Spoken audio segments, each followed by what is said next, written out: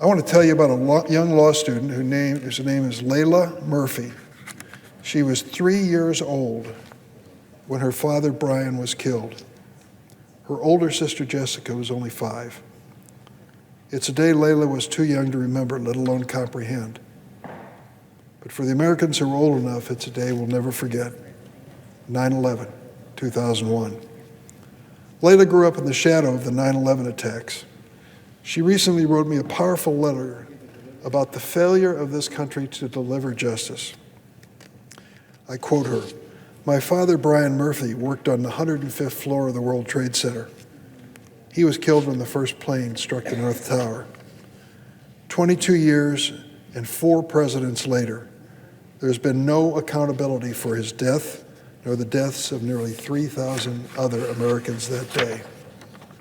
Layla and 3,000 other families like hers have been waiting for justice for 9/11 for almost 20 years, maybe longer.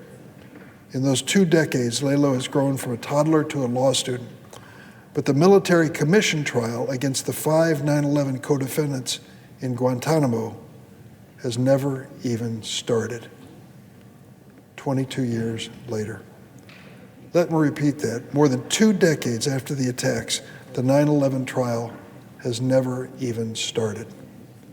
In her words, she said, the parties are no closer to a trial date than when the hearings began in 2012, more than a decade ago.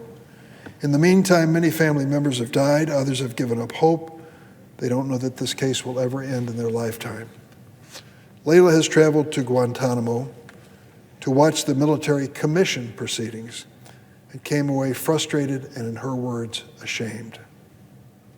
Frustrated at the slow pace and makeshift nature of the proceedings, ashamed to learn how the defendants were actually tortured by her own government. Layla recognizes that because of this history, real justice is now unattainable.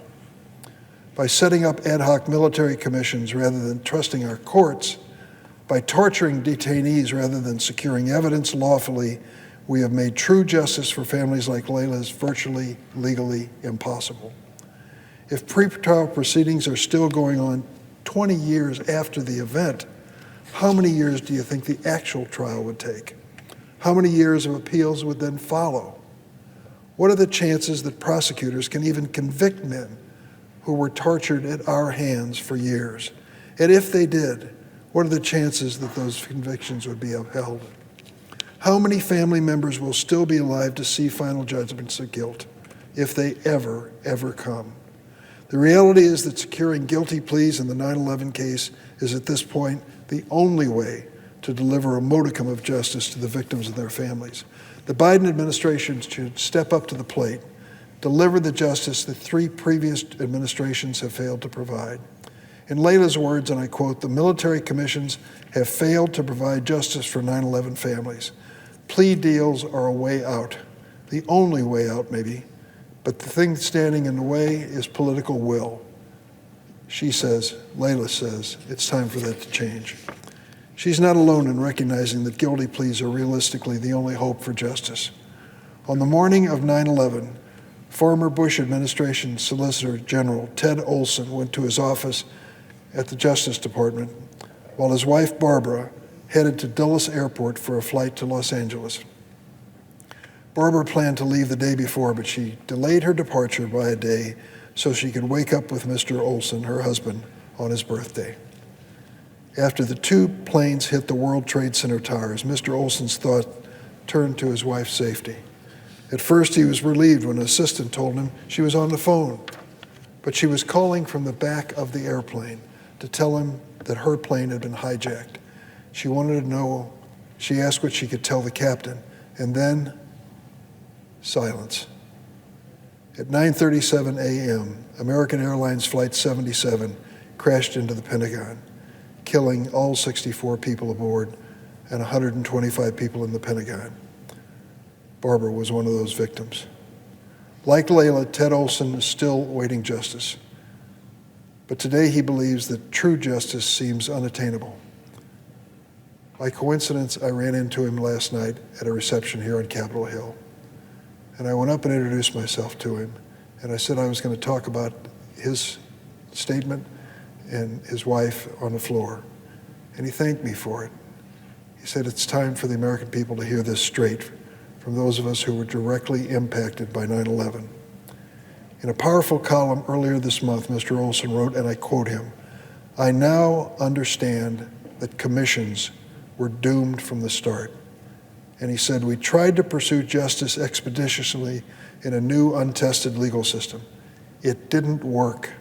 The established legal system of the United States would have been capable of rendering a verdict in those difficult cases, but we didn't trust America's tried and true courts. He concluded, and I quote, "Nothing will bring back the thousands of lives so cruelly taken on that September day, but we must face reality and bring this process to an end. The American legal system must move on by closing the book on military commissions and securing guilty pleas." In the fearful days after 9/11, our nation's leaders made a fateful decision to forsake our most trusted institutions and betray our cherished values. The decision to open Guantanamo in a rush for vengeance and swift justice instead robbed the victims of 9/11 and their loved ones one of their true rights to true justice. It's time to salvage what justice we can by bringing this commission cases to an end. We must also bring an end to the shameful, indefinite detention of detainees who have never been charged with a crime. More than 2 decades after the incident of 9/11, these detainees have never been charged with any crime. 18 of the 32 remaining detainees have never been charged with any crime and have been unanimously cleared for release, 18, by our national security and military leadership. Yet they continue to be detained indefinitely, day after day, year after year, for more than 2 decades. The administration must redouble its effort to transfer the men who've been cleared for release or serve their sentences. The recent transfer of 3 longtime detainees were steps forward. But the administration needs to pick up the pace. Men who have served their time or been cleared for release should not be sitting in Guantanamo. Ending these abuses is a moral and national security imperative. Guantanamo Bay continues to serve the interest of America's worst enemies. Terrorist groups point to the history of torture and indefinite detention in their propaganda and recruitment videos. Autocrats point to Guantanamo to justify their own human rights abuses. Adding insult to injury, this moral stain on our nation and national security liability continues to be funded by American taxpayers. The cost of Guantanamo is astronomical.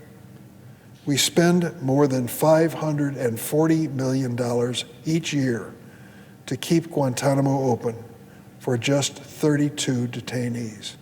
Let me repeat that. $540 million a year in taxpayers' money to keep Guantanamo open for 32 detainees. That's nearly $17 million a year for each detainee. It's an outrage. And 18 of those men have been cleared for release for a long period. We must not forget that Guantanamo was set up to be outside the reach of the law, outside the reach of the Constitution, outside the reach of the concept of habeas corpus, outside the reach of due process, and outside the reach of Geneva Conventions. That's why it was chosen. We must not forget that detainees were held incommunicado and actually tortured at Guantanamo. We must not forget that more than half the men still there continue to be detained indefinitely without any charge or any trial. In America, we must stand for something better than that. Guantanamo Bay, sadly, is a historic stain on America's long pursuit of the cause of justice. We have a responsibility to release detainees who've never been charged with a crime and who've served their time, period. And we have a responsibility to deliver what little justice we still can, to the victims of 9/11 and their families. So let's do what we must be done.